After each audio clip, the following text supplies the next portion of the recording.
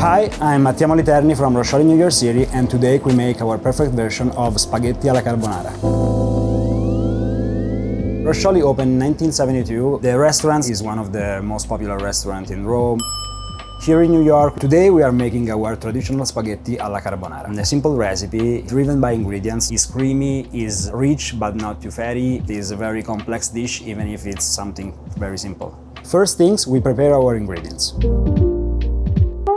Okay, we start from the guanciale. Guanciale is the cheek of the pork. I think that guanciale for the carbonara is way better than any bacon or pancetta because the balance between the fat and the meat. The fat is a lot. The guanciale is covered with black pepper and on the other side is a skin. We have to remove both because the skin is inedible while the black pepper, as soon as it goes to the pan, is going to be burnt and bitter. So we remove both of them. Technically, what we want is a cube that is very crunchy outside but soft inside, and when a meat is not fat enough, this is something that is tough to get. Now we take a pan. We like iron pan, but a regular pan is fine. We put the fire like a very high heat, and as soon as the pan is hot, so you can see that now it's hot, you put all the cubes of the guanciale here. As soon as you put the guanciale in the pan, you can lower down the fire up to medium heat. If you overcook the guanciale, it becomes kind of burnt and bitter. Guanciale doesn't require any extra virgin olive oil, any butter, because the meat is extremely fat. And if you don't use a pan that is too wide, you will have the guanciale frying in its own fat, which is exactly what we want. It's still a bit translucent. As soon as it becomes dark, we can take it off. You want to put in the bowl even the fat that the guanciale cooked with, because if the guanciale is in its own fat, it's going to remain crispy. Even something like in 4 hours, even almost the day after. In a separate pan, we put our pepper. We like to use a mix of different peppers. We have black pepper from Sarawak, which is the one that we use the most, the one that we use even in Rome. And then we have this spicy pepper that is white, is from Muntok in Indonesia. And then we have a red pepper called kampot. In this way you don't have just the flavor of the black pepper, but it's way more floral and aromatic. But at home, if you have the black pepper, is more than fine, it's perfect. The pepper releases all these flavors and aromas. It starts already smelling, it's a beautiful smell. Technically, you understand when the pepper is ready because the peppercorns start to jump. So as soon as they jump, the pepper is ready, you can take it off and grind it.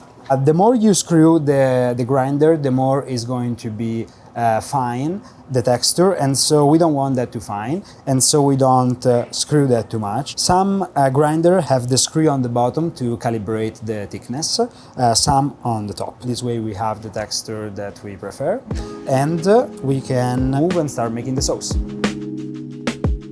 We don't make the sauce in a pan, but in a bowl. The pan, can be fine. The only thing is that it's a bit more risky because when you put the pan on the fire, you take the risk to have the egg coagulate and the cheese can become very chewy, which is something that we don't want. We want a sauce that has to be very smooth. For the sauce, we need first the eggs. So let's say that for 2 people we use 2 yolk and half white. The yolk is very rich and fatty, and this is the main ingredients of the sauce. Fresh eggs bring this nice yellow color to the sauce. We add some cheese. Traditionally, the carbonara requires just pecorino cheese. We prefer to use a mix. One of the key of the carbonara is the saltiness. Balance the saltiness is something that is super important, and so that's why we prefer not to use just Pecorino Romano, but to add Pecorino Moliterno, that is way sweeter. The texture of the cheese should be very, very fine. At home, if you have a cheese grater, let's use the smaller one, and here we use a machine actually. Then you have to add the pepper and a spoon of the fat of the guanciale. Usually we do 1 spoon per person. Without the flavor of the meat, it's not a carbonara. I mean, it's something different. Before mixing the sauce, we add a little bit of water. I took the water from the pasta that is boiling, melt everything together. Then we leave the bowl with the carbonara sauce on the water. The steam is going to warm up the sauce, help to make it creamy without coagulating the eggs. Now it's time for us to put the pasta in the boiling water. This is spaghettone, so it's a thick spaghetti. One of my favorites. The producers are very small. They dry their pasta slowly at a low temperature. The problem when you dry pasta at a temperature that is too high is that it loses a lot of nutritional elements and even flavors. All the components are already very salty, so you don't need to add too much salt to the pasta in the water. We prefer to use a thick spaghetto, the spaghettone, because of its texture, and it doesn't go overcooked. It remains very al dente. You want a pasta that is al dente but is cooked. We put it in the sauce and then we start melting it. Once the pasta is in the bowl with the sauce, we start adding the guanciale.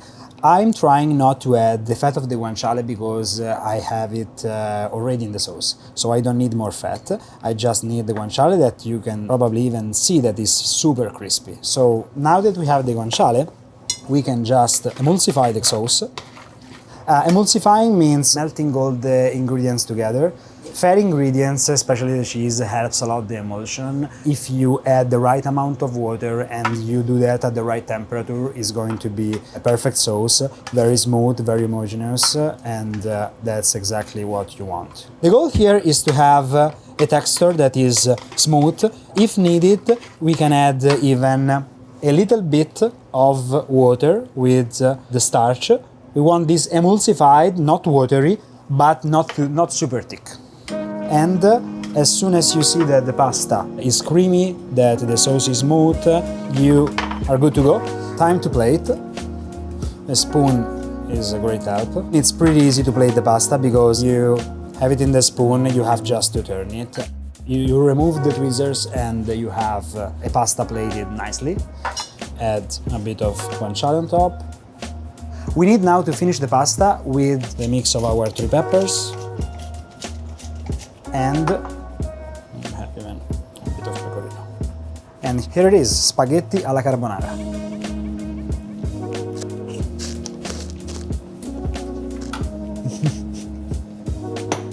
The pasta is very al dente. Truly love this mix of peppers.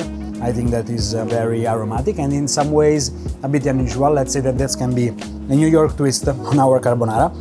The guanciale is crunchy, it's not overcooked, and again, you have this beautiful balance in your mouth between saltiness is for sure a rich flavor, but it's definitely not unbalanced. That's the way we like it.